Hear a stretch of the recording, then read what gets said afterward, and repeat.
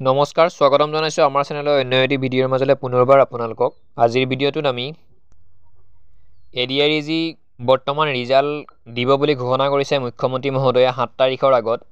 তো বহুত কেণ্ডিডেটে মোক কমেন্ট কৰি আছিল 7 তাৰিখৰ আগত ৰিজাল্ট যেতিয়া দিব কোনটো গ্ৰেড 3 নে গ্ৰেড 4 ৰিজাল্ট আগতে দিব বা এইচএছ লেভেলৰ নে গ্ৰেজুৱেট লেভেলৰ ৰিজাল্ট আগতে দিব সেই বিষয়ে মোক বহুতে কমেন্ট কৰি আছে লগতে স্কিল টেষ্ট কি বস্তু স্কিল টেষ্টৰ বাবে আমি কি প্ৰিপাৰেচন কৰিম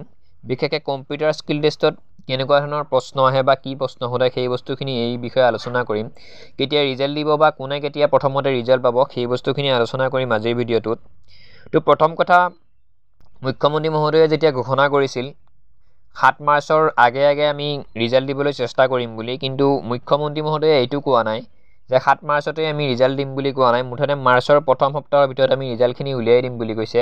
এতিয়ালৈ তেওঁ কোনো ফিক্স তাৰিখ দিয়া নাই যদি ভিডিঅ'টো ভালকৈ চাইছে তেওঁ যিটো ভিডিঅ' আপলোড কৰিছিল বা লাইভ যোগে তেওঁ যিটো কথা আমাক জনাইছিল কেণ্ডিডেটখিনিক সেই ভিডিঅ'টো যদি আপোনালোকে ভালদৰে চাইছে তেতিয়াহ'লে নিশ্চিতভাৱে আপোনালোকে গমে পাইছে এতিয়ালৈকে নিৰ্দিষ্ট তাৰিখ তেওঁ দিয়া নাই 7 মাৰ্চ বুলি কৈছে 7 মাৰ্চৰ আগত দিবলৈ চেষ্টা কৰিম বুলি কৈছে কাৰণ 10 মে তাৰিখে মুখ্যমন্ত্ৰী মহোদয়ে আটাইখিনি ৰিক্ৰুটমেণ্টৰ এপইণ্টমেণ্ট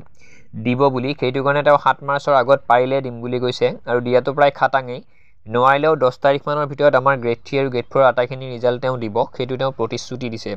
আৰু মুখ্যমন্ত্ৰী মহোদয়ে এতিয়ালৈকে যিমানখিনি প্ৰতিশ্ৰুতি দিছে তেওঁলোকে সেইমতে কাম কৰিয়ে গৈ আছে অসম চৰকাৰে সেইকাৰণে চিন্তা কৰিব নালাগে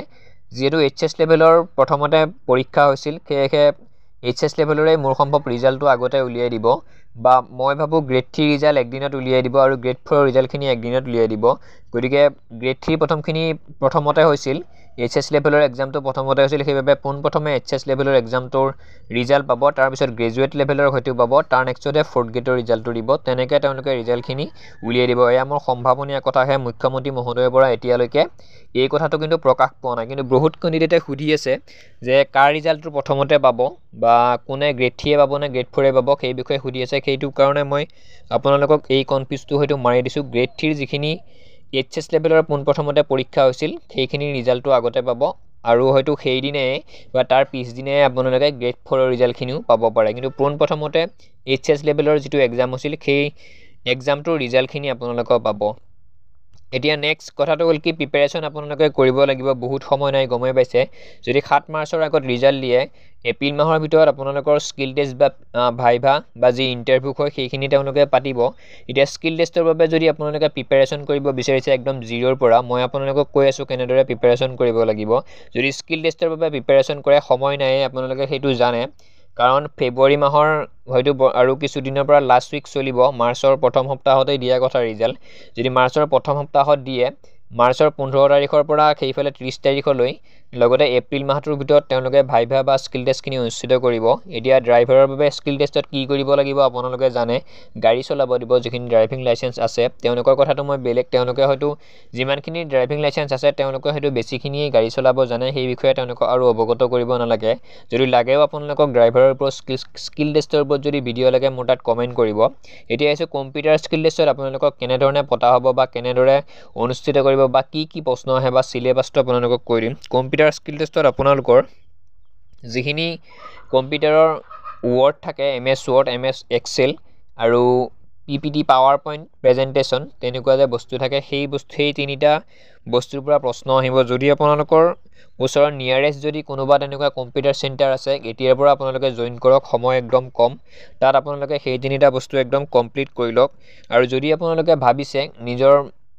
ঘৰত যদি লেপটপ আছে বা কম্পিউটাৰ আছে তেনেকুৱা যদি PCও আপোনালোকৰ আছে ধুনীয়াকৈ আপোনালোকে তাতে নিজে প্ৰিপাৰেশ্যনটি কৰিব পাৰিব ঠিক আছে হাতত কিন্তু খুব কম সময় আছে আপোনালোকৰ 7 মাৰ্চত যিহেতু ৰিজাল্ট দিয়াৰ কথা বা তাৰ আগতেই ৰিজাল্ট দিম বুলি তেওঁ ঘোষণা কৰিছে মুখ্যমন্ত্ৰী মহোদয়ে সেয়েহে এতিয়াও যদি আপোনালোকে কম্পিউটাৰৰ বিষয়ে অকণমানো নাজানে ওচৰৰে যিটো কম্পিউটাৰ চেণ্টাৰ আছে যদি আপোনালোকক তাত কম্পিউটাৰৰ প্ৰশিক্ষণ দিয়ে বা যিকোনো এটা সংস্থাপনত গৈ আপোনালোকে শিকক নতুবা কাৰোবাৰ দোকানত গৈ হ'লেও কিছু সময় নিজৰ লছ কৰি হ'লেও আপোনালোকে শিকক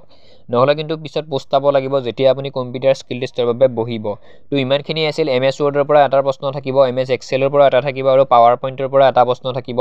গমেই পাই MS ৱৰ্ডত কি কাম কৰে হিচাপ নিকাচ ৱৰ্ডত আপোনাৰ টাইপিংটো হয় নেক্সট পাৱাৰ পইণ্টত যিকোনো ধৰণৰ পেইণ্টিঙৰ কাম বা এভৰিথিং কম্পিউটাৰৰ মানে সেই তিনিটা বেছিক বস্তু আপোনালোকে জানিবই লাগিব